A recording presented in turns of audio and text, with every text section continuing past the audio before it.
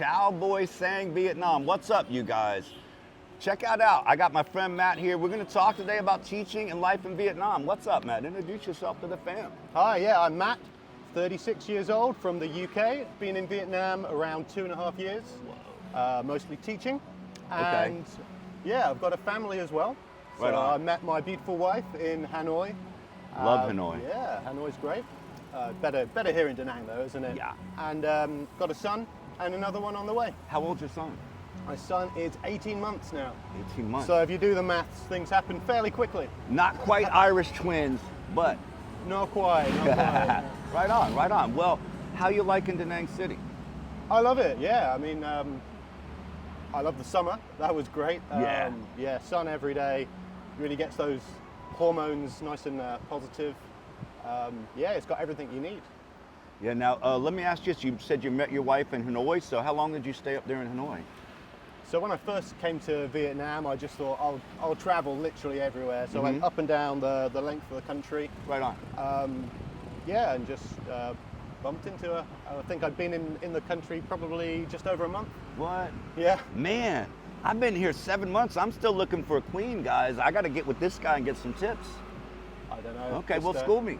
Okay, after will the do. interview, he's gonna give me some dating tips. Yeah, teach you some Yeah. chat-up lines. Please give me some game. Give me some game. Now, let me ask you this, man. What was it that finally made you say, enough, I'm out of the UK? Because that's your home. You're from the UK. What made you say, that's it, I'm out of here? Yeah, I mean, I guess in my 20s going up, I thought I'd probably be in the UK forever. I assumed that would be where I was, but Yeah. I think, as with many people, it was COVID lockdowns, it was, working from home, being in this position where life was not fulfilling at all. Yeah. You're stuck. And I thought, wow, I need to do something, otherwise I'm just miserable here. Now, did you research different places or just stick your finger on the map? How did you go about that business? So I'd been to Vietnam previously. My sister spent a year out here. Okay. Probably about 10 years ago. So Right on. I visited her then. I knew Vietnam was an amazing place. Okay. And it's always been in the back of my mind that I'd come back. Okay. What was the hardest part about leaving the UK for you, brother? Honestly, it got to the stage where there wasn't really a hardest part. Obviously family. I Yeah. love my parents and Yeah. my sisters. Right on. But no, there wasn't really any attachment left. Okay. I was quite ready to go. So when you look back on all the stress, the burnout, the politics, you don't miss any of that? Not at all, no. It's, I think, yeah, burnout is a key issue. You're working hard, you think, your day job's everything. Okay. I had quite a stressful job in the UK, so. Now let me ask you this. You taught a little bit there. What did you do to prepare for here? Because Matt is a teacher here, so what was your preparation for teaching over here? Because a lot of people ask me, how do I do it? I'm a teacher here, how do I become a teacher there? So what was your path on that? Let me know, man. Sure, so I mean, I tried teaching a long time ago, straight after university, as a science teacher in secondary schools, which was an absolutely awful experience. It was awful. What was bad about it? Well, I was out in the countryside. You've got farmer kids who do not want to learn, swearing at you, punching you, whatever. What? You're trying to give them acid to do experiments with. It's not a good combination. No, it doesn't sound like it. No, I thought they were unruly in America. Yeah, I did not. And make you guys are supposed to be proper. Yeah, So you were no bueno. No, at that point, back to university. Okay, so what kind of accreditation did you have to get? Special paperwork to teach over here in this country? So teach over here, just a TEFL certification. Okay. So that's something you can do. What is a TEFL? So teaching English as a foreign language. Okay. Something you can do online in, I think it's 100 hours or something. 100 hours? Something like that. You did it online or you did it in a facility? Because I know it goes both ways. Yeah, so I did it online. I also did a 4-month teaching placement sort of training program out in Portugal before I came. Wow. So I was in Lisbon, Portugal, which is sounds rough. Beautiful city. Yeah. Just, having espresso and delicious Matt pastries living the rough every day. life. Yeah, so that was my initial. That was your initial, so you preparation. did 4 months out there and they Yeah, kind of yeah. took you in the classroom and Yeah, got Did- experience. Now, did the school you got the degree from or the TEFL certificate, did they place you there or did you go through another agency to find the school? How did that flow? That was through a different agency. Different I just agency? saw there was this program for Okay. going out and teaching. Now, let me ask you this. Teaching in England, we already found out that's rough. That is, How yeah. is it different here and how do you like it?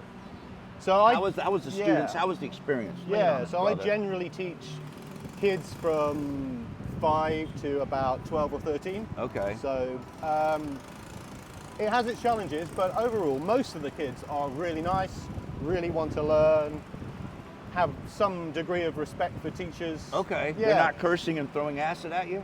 No. There's obviously always going to be some bad eggs in there, Yeah, but yeah. most of my classes are really enjoyable, really positive, really productive. Yeah. Nice.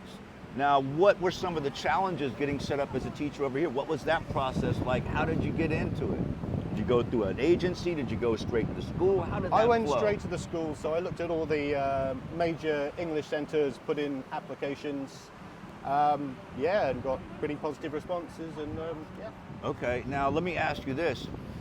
Did they have work visa programs and stuff when you get in with the schools? Because I know some people I know have told me that. Yeah, so my first teaching job in Vietnam was in the Central Highlands in Okay. Bumathuot City. So I applied to a centre called VUS, which is a very big sort of national chain. National chain. And yes, they helped with the work visa. Okay. Now, if y'all don't know out there, regular folks like me that don't have a work visa, we got to do the 90-day run, and I'll be doing mine in about 3 weeks. But if you can get a teaching job like my friend did, you can get a work visa, and that was for a year?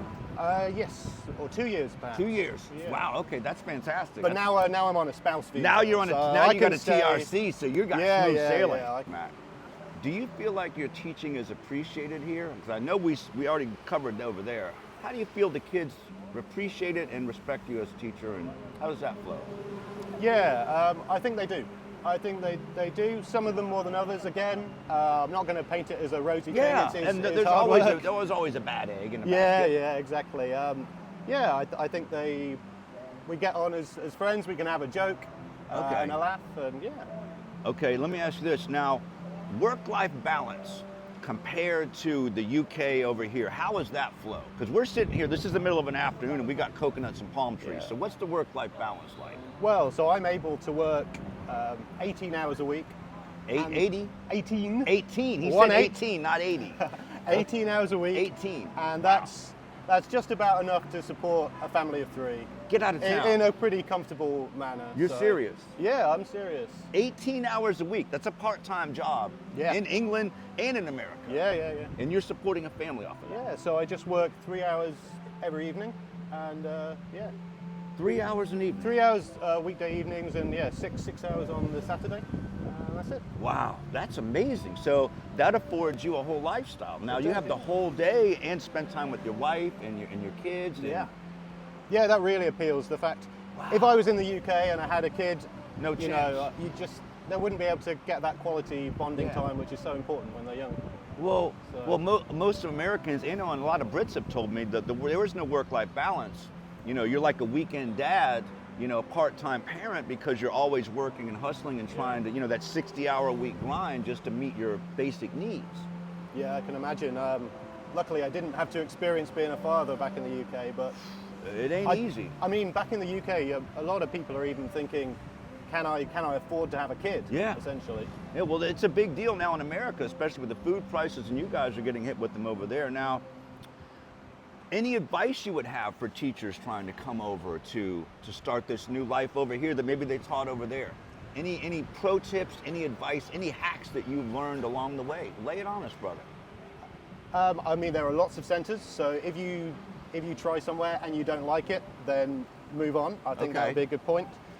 I've only worked in English centres, so I haven't done schools. I think schools are probably a lot more stressful. You get large classes of 40 or 50 kids. I'm teaching generally 10 to 15 10 kids. to 15 children, right on. So I'd say hit a good quality English centre if you could. Okay. That would be my first port of call. Now, what kind of lifestyle does this afford you, this teaching gig? You said you have a wife and a family. Like, Do you guys live in an apartment? I mean, just tell me your general lifestyle. How was Sure. that for you, brother? Yeah, we got a nice 2-bedroom apartment. We eat out occasionally a few times a week. Go to Mega Market and get a whole load of nice groceries. Whatever else, yeah, we travel occasionally, so everything you want, and it's... That's the American, he just described the American dream. Sure, no white picket fence. No white picket fence, but travel, time with the kids, time with your wife, time to enjoy life at the beach. That's awesome. Now, let me ask you this. If I was an American teacher sitting there grading papers right now, frustrated, what would be the first step you would tell them to make their way to this life? What would you tell them? I'd say do it. I mean, life's short. You only live it once. There's no point being where you are, miserable and trapped. I was in that situation for too long. Yeah. I'm definitely So get out sooner rather than later, I think. Absolutely. Is what the advice is. Yeah, I think so. And it seems like it's a pretty straightforward process. Let me ask you this. What surprised you the most about teaching Vietnamese kids, Matt? It's a good question. Let's think. That's okay. Percolate on, brother. Like kids anywhere, they've all got unique personalities. Some of them are pretty hilarious. Mm-hmm. Yeah, you see them for... So the biggest surprise was kids are kids. Kids are kids. Kids are kids. You got, like you said, you got some bad eggs, and then you got some funny ones, and you got the kids that want to lock in and are there for the whole thing. Sure. You know. Yeah. Now, with the language barrier, was that been a problem how do you bridge that? Because, you're teaching English. Yeah. And that's one thing that I struggled with when I did, because you guys know I tried it when I first came here. How do you deal with that issue, with the language barrier? So in general, the approach is to try and stay close to 100% English in the classroom for their sake. Yeah. But I actually speak quite a bit of Vietnamese, so if I need to, I can be you like, can pull that out. Now, im lang. Be Oh, quiet. I love it. I love it. Yeah, Man. I can throw in a bit of Vietnamese. It kind of wakes You can them hit up. them quick and they snap too. They hear that amoy. Yeah, They hear that auntie voice in the back of their head. Yeah, exactly. They snap too. Yeah, I mean, I love learning Vietnamese. It's great. Bro, well, guys, I got to get with him. Maybe he can point me to a good Vietnamese tutor, because I've been struggling. I don't speak Vietnamese. I speak Chao Boi Sang. You guys know that. Chao Mu, Chao Boi Sang, that's what I speak. So I got to get on his level. Now, Matt, you ever think about going back at this point? No, not going back. Not going back. Not sure exactly what the future holds, but I'd be very surprised if it was in You the didn't UK. stutter on that. You just... No, I don't want to go back. Loving life in Da Nang City. Loving life in Da Nang City. Well, you guys have heard it straight from the source. My guy is a teacher. He's taught there. He's teaching here, and he's living his best life, man. Like, any takeaways you would have for the fam, like, to help them on their journey? I guess you can always come out here and see what it's like. Yeah. It's cost of living here is really cheap. So stay for 3 months. See what you think. See what you think. Right on. Yeah. Right on. Matt, thank you so much, brother, Thank for you very coming much. through, man. Great time, and we'll definitely get together again. We got to go get a cafe de Nong. Yeah, absolutely. All right. Guys, this is Life Without Borders. This is expats around the world coming here to find a better life. You got to check it out. More and more folks are coming through. More and more folks are coming over to live great lives and build families and put down roots in the community. It's a great place. Thank you, brother. You're Wishing welcome. everybody peace and love today. Peace and love. Peace and love.